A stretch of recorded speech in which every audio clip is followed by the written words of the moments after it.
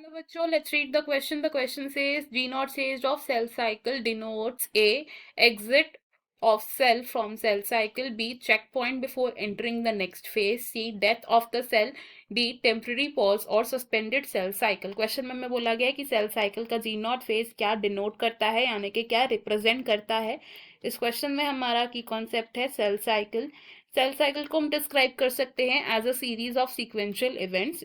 These are the series of sequential events जिनके through eventually क्या करता है, सेल डिवाइड करता है.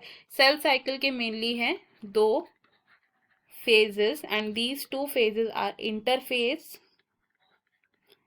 and second phase is M phase.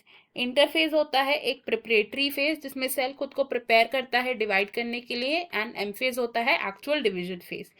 Interphase of cell cycle further divided है into G1 phase, S phase and G2 phase, and M phase divided है into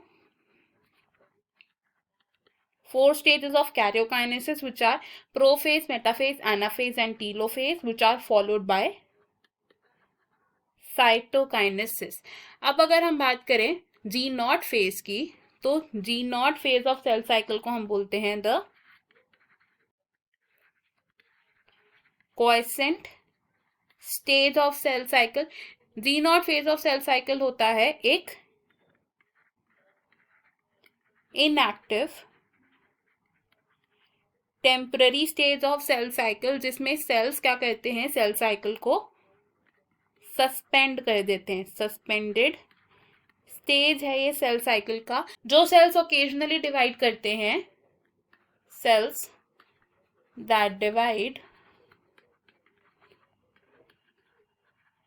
occasionally, ये cells क्या करते हैं, लीव कर देते हैं G1 phase of cell cycle को, exit G1 phase of cell cycle को, एंड ये एंटर करते हैं into a inactive temporary stage of cell cycle which is the G not phase of cell cycle. And when required ये cells दोबारा से divide करने लग जाते हैं by entering the appropriate phase of the cell cycle again.